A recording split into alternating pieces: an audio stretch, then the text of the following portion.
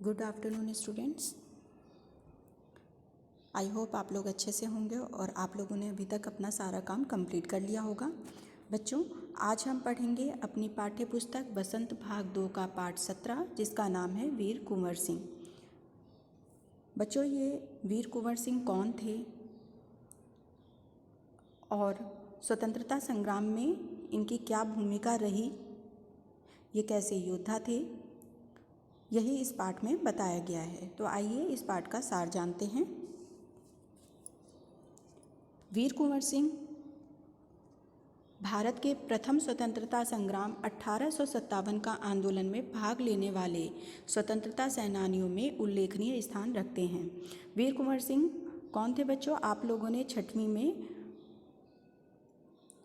सुभद्रा कुमारी चौहान द्वारा लिखित कविता बुंदेले हरबोलो के मुँह हमने सुनी कहानी थी, खूब लड़ी मर्दानी वह तो झांसी वाली रानी थी, ये कविता पढ़ी होगी।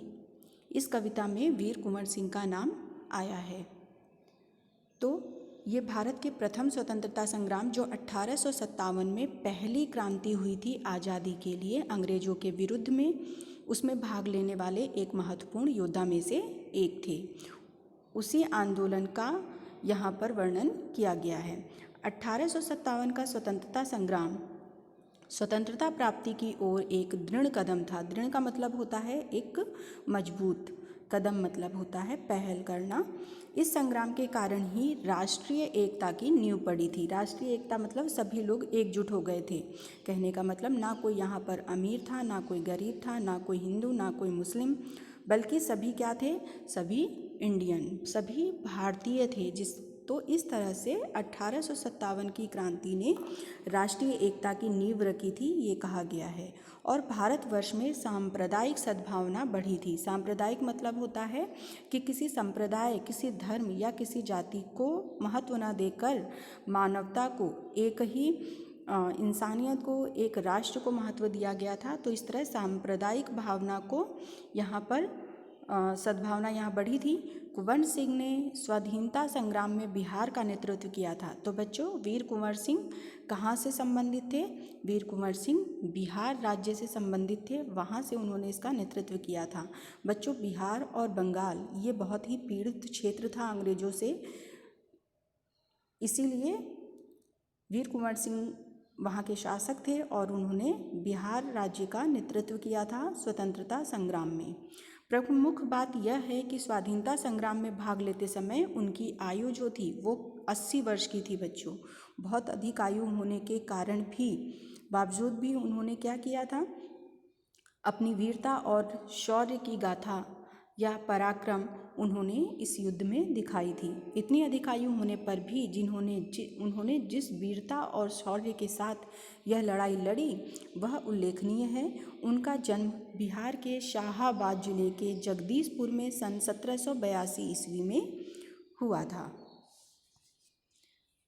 उनके पिता साहबजादा सिंह व माता पंचरतन कुंवर थी। उनकी माता का नाम पंचरतन कुंवर था और पिताजी का नाम साहबजादा था।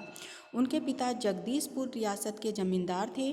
कुंवर सिंह के पिता पारिवारिक उलझनों के चलते बचपन में उनकी ठीक से देखभाल नहीं कर पाए।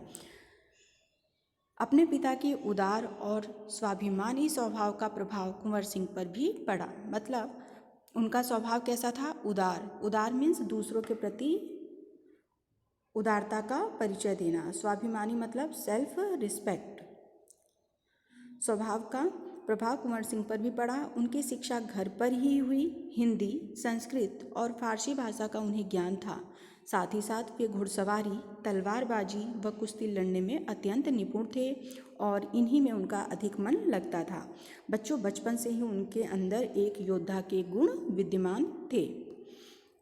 बाबू कुंवर सिंह ने सन 1827 में पिता की मृत्यु के बाद अपनी रियासत संभाली और उस समय अंग्रेजी हुकूमत के अत्याचारों से त्रस्त हो रहे उन्होंने ब्रिटिश हुकूमत के विरुद्ध में आवाज़ उठाई थी और लड़ने का संकल्प लिया। जगदीशपुर के जंगलों में रहने वाले बंसुरिया बाबा उनकी प्रेरणा के स्रोत थे। जगदीशपुर जो जिला था वहाँ के जंगलों में रहने वाले बंसुरिया एक बाबा थे, उन्हीं से उन्होंने प्रेरणा ली थी। उन्होंने ही कुंवर सिंह की मन में स्वतंत्रता प्राप्ति का अलख जगाया था। अलख का मतलब होता है आग उत्पन्न करना या इच्छा उत्पन्न करना। सन 1845 से 1846 तक सभी सक्रिय रहते हुए उन्होंने बनारस, मथुरा, कानपुर, लखनऊ, बच्चों ये वो क्षेत्र हैं जहाँ से स्वतंत्रता संग्राम आंदोलन ने जोर पकड़ा था। सबसे पहले ये आंदोलन शुरू हुआ था मेरठ से, सैनिकों के द्वारा शुरू किया गया था। मंगल पांडे का नाम आप लोगों ने सुना होगा। उसके बाद सोनपुर में लगने वाले प्रमुख पशु मेला, सोनपुर कहाँ है? बिहार में है। यहाँ पर लगने वाला पशु मेला, जिसे एशिया में लगने वाला सबसे बड़ा पशु मेला कहा जाता है, वे अपनी योजनाओं के क्रियान्वयन की गुप्त बैठक करते थे।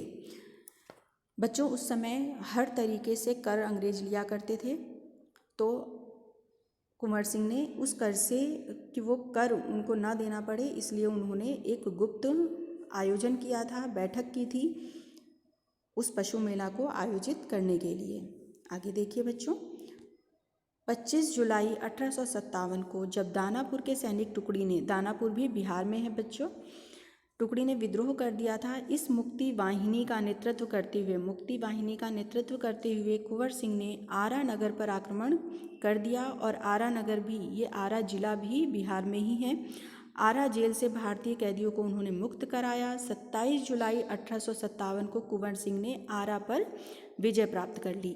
सिपाहियों ने उन्हें तब फौजी सलामी दी जब उन्होंने उस पर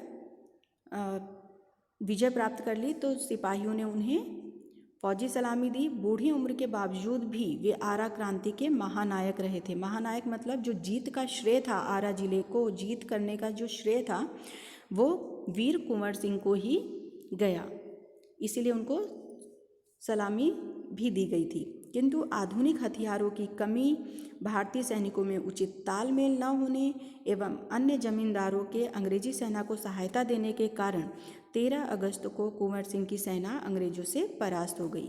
परास्त का मतलब होता है हार जाना या पराजित होना। परंतु इस हार से दुखी न होकर कुंवर सिंह ने अन्य क्रांतिकारियों के साथ मिलकर युद्ध करते रहे और सासाराम, रीवा, कालपी आदि क्षेत्र जो थे वहाँ पर भी उन्होंने युद्ध का संचालन किया।